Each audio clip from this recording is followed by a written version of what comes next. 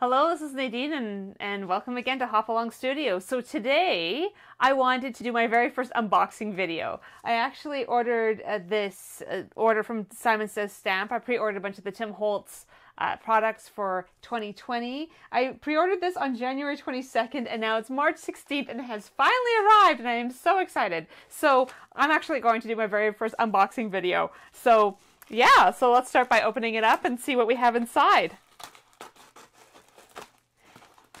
It's kind of nice that considering with coronavirus and everything, I'm actually able to still get things to play with, and probably a great time for me to start playing with these things. So, to start with, I ordered some of the new Distress Glazes from Tim Holtz. I really thought they had some really interesting characteristics, and I'm going to actually be showing you how to use these on some videos as I start testing these out. So I have peeled paint. That down there so you can see it. Peeled paint, which I really like the green. I thought that'd be really good for doing landscapes. The broken china embossing glaze. The hickory smoke, because you can't go wrong with a hickory smoke or a deeper color. And you always need a red, so the fired brick embossing glaze I thought would be incredible too. As well, I got the cracked pistachio. And last of all, weathered wood. So again, these colors all together, I think are going to do some really great things for my art and be able to try some really neat techniques. And as well too, you always need to have some new re-inkers. And for me, re-inkers are always a huge part of my work, whether I'm throwing the inks directly on or I'm re-inking stamp pads. Again, those stamp pads last forever, so having good re-inkers is the way to go. So Tumbled Grass and Cracked Pistachio were the two distress inks that I ran out of.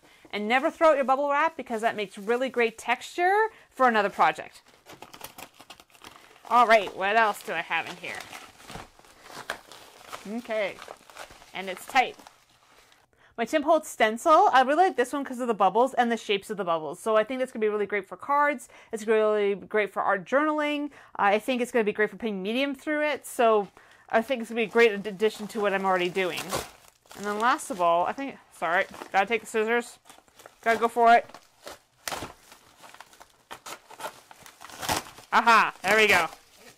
All right, the Distress Embossing Pen. So I was thinking about using doodling, Zentangle, that kind of thing, to use the embossing pen and use it with these new distress glazes, and I thought those together would be a really great technique. I know a lot of things that were shown by Tim Holtz was just using its color in, which I think is a great way of doing things, especially for those details, but I think I want to try to take this a little bit further and see just how far I can take this. I've also started running out of tags because I'm going to start doing more tags on my videos just so that they are small, quick projects for you. And these tags are also great for adding into your media journals. So again, another really important staple to have in your craft room. And then lastly, and my most excited thing, which is the Dina Wakley Media Journal. I really wanted to get the blue edition.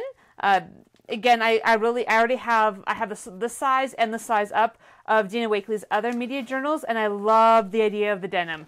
Just the fact that you can have the non-denim side as well, which has that softer look, and then you actually have like the pure denim, and it's super soft. And I know Dina Wakley, yeah, she definitely threw in much thicker watercolor paper. I find I do get a lot of bleed through because I use a lot of water, and now that I'm starting to get more into using high quality watercolor paper, I'm really glad that she moved up to something with a really great quality. And this is burlap again, but this has a different feel to the other burlap. I think it's similar. It doesn't look as rough though, so I'm looking forward to just using things that are similar, but just that little bit different. So again, this one's a little different because it doesn't have the craft paper in it like her other journal does. And again, the burlap's a little bit different.